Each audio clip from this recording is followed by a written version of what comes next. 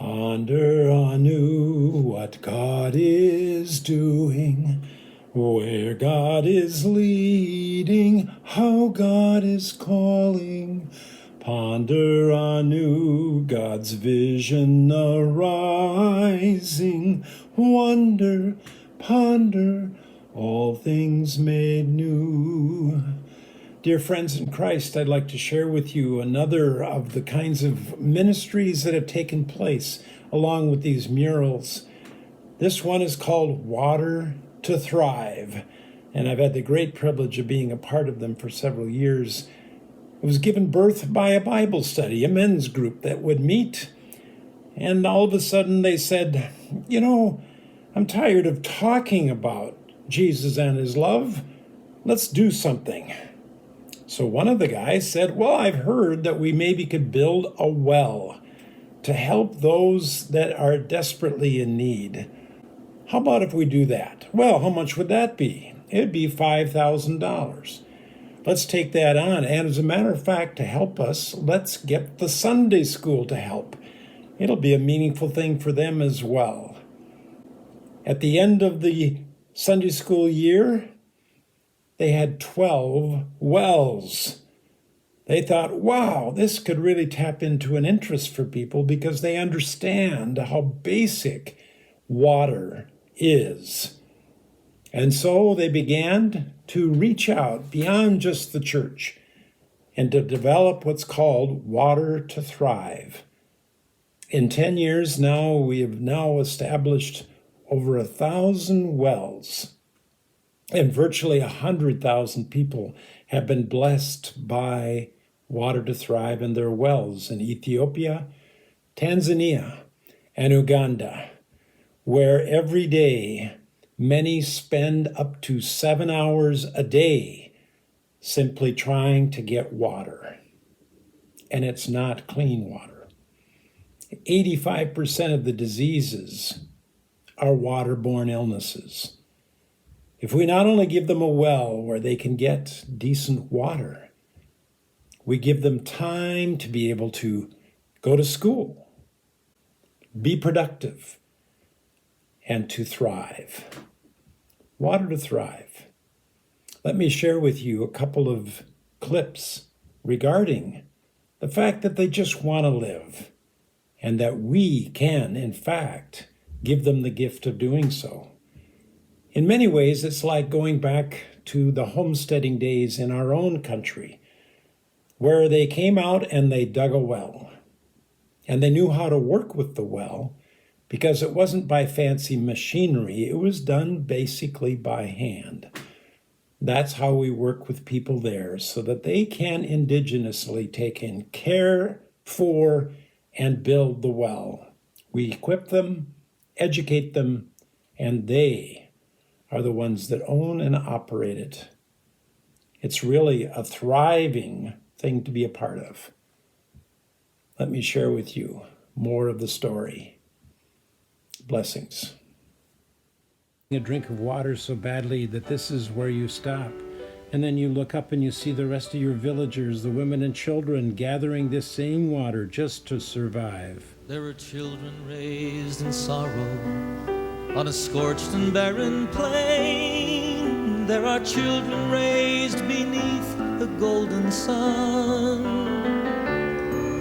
There are children of the water and children of the sand, and they cry out through the universe, their voices raised as one. I want to live. We realize the devastation of that contaminated water causing 85% of disease in children and killing 200 children every hour.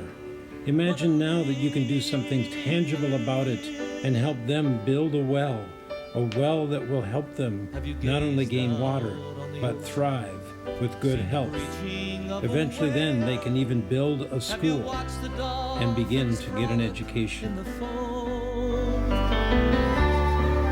Have you heard the song the humpback hears 500 miles away, telling tales of ancient history, of passages and home? wanna grow, I wanna see, and I wanna know. I wanna share what I can give. I wanna be, I wanna live for the worker. Each well is dedicated and celebrated by many, the hundreds that receive the good health and water to thrive. Each well is also marked carefully so that you know where your well is. Reverend Ali Tulu from Ethiopia grieves over the loss of the well on his family farm.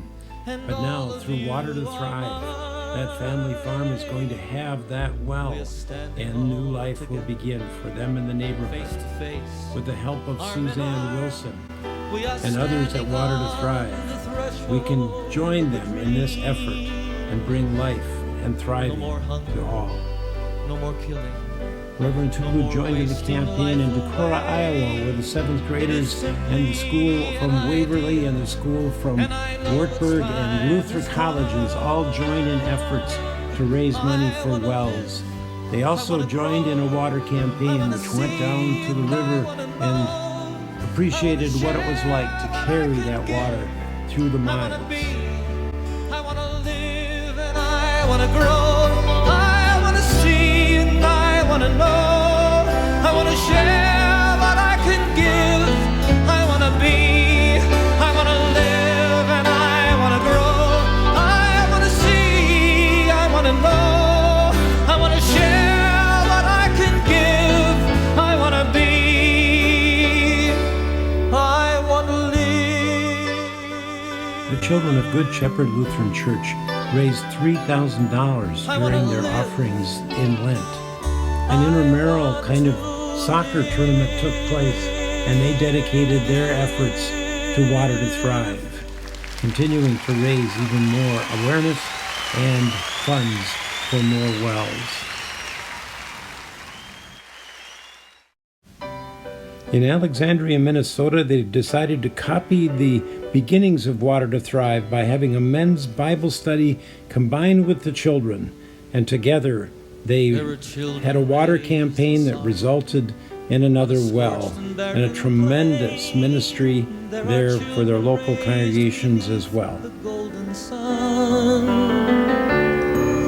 There are children of the water and children of the sand, and they cry out through the universe, their voices raised as one.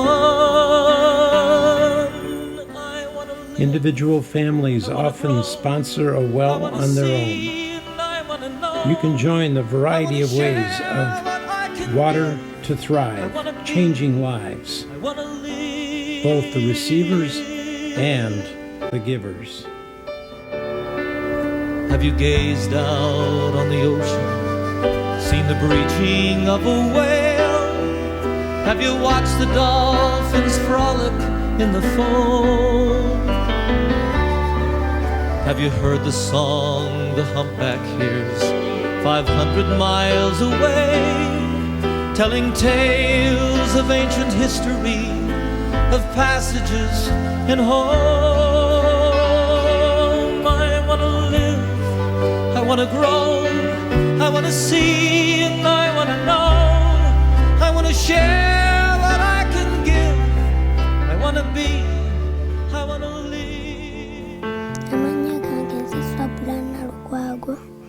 Nina emyaka 6. Enkozi ne bantwala enkozi ne banteekako ecupa z'amazzi 6. Lwamaliriza ne batusiibula. Tusaba emitwalo 15 mu 15. Twanywa ebyozi ebibi. The major need or the major problem here is water. Water. The diseases that come from drinking dirty water are the most devastating diseases. Like 5,000 children under the age of 5 die every day from waterborne illnesses. 95% water is being fetched or collected by the children and the women. And you can imagine them walking that long distance going to fetch water. So it puts their life at a risk. Our pupils cross the main road to go down there to fetch that water. And it is risky crossing the road where the water is. So children crossing the road, it is risky. And since the water, whatever source, is used by the community, when the pupils go down there, they take a lot of time to come back to school. So it is a big challenge we are facing.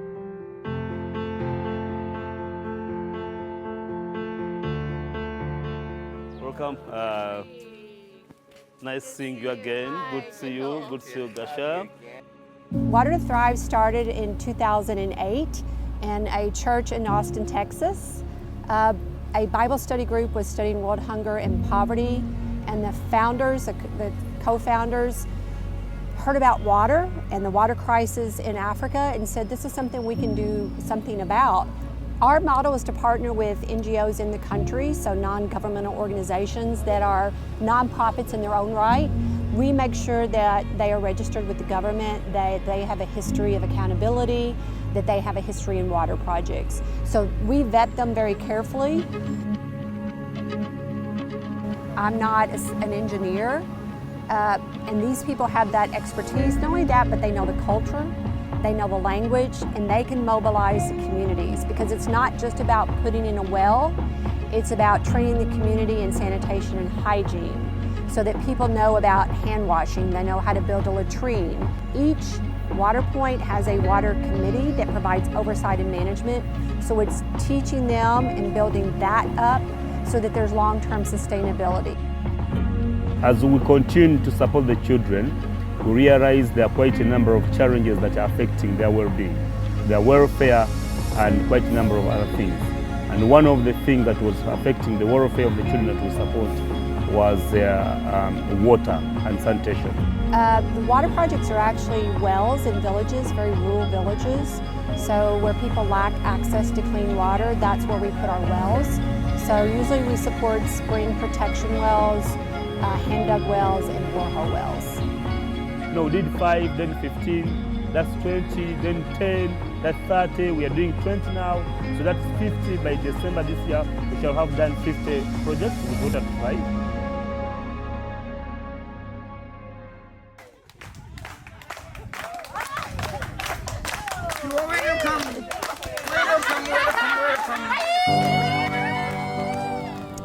They're always very excited.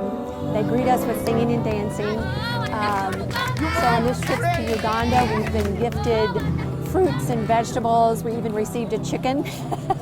You know, it's always words of gratitude. It's words of blessings upon us. It's simply amazing. It's heartwarming, but it's also life-altering. The Gasho, the guy based in Ethiopia, whenever he came, right from the start, he could tell us, no, we need to improve here, we need to do this, we need to do this. And I tell you, PACT has become a model institution. We're nimble, which we like. We're boutique, small, grassroots, so we like that. We want to continue to be able to be responsive. We like that we're lean in that, you know, we have the 100% promise, which means every dollar donated for water goes to a water project. You know, all of our overhead and operations are funded entirely from events and other donors who give just to operations. So we like being accountable and transparent with how we do our business model. Njawulo egenda kuba wonnene kubanga nga bwe nakugambye oluuzi luno tulusharinga abantu abali mu 100 ate nti terukalira naye tugenda kuba tufunye amazzi amayonjo kuba kati ne bw'ona omusomesa okwoza ekidomola mwateeka amazzi bw'anaaba ava mu nnimiro wali ajja kujja luzanywe. We get the borehole here, we can prevent or control road accidents of crossing the road. I will be happy. We'll be happy, and even our friends will be here too. We will be happy to hear that we have got a water. Bannange twafunye essanyu empitirivu nnyo era kye baatukoleddeko ku muzzukulu wange ono kye yatuukako ky'okufuuyisa omusaayi n'ogufuluma naye ndaba nga batukoledde oluzzi nawulidde essanyu twafunye essanyu lingi. Water to Thrive provided the money to build it, packed, built the well, but now it belongs to you. Thank you very much. You're welcome. This is the way of life for so many of these people. So it's so important for the work, and that's what gives it meaning for me and for the organization. When I see and witness the impact, it means everything. $10 provides water for one person. So whether you invite your friends, your family, your church, or tell other people about the water crisis, we all have the capacity to do something to help one person at least have clean water.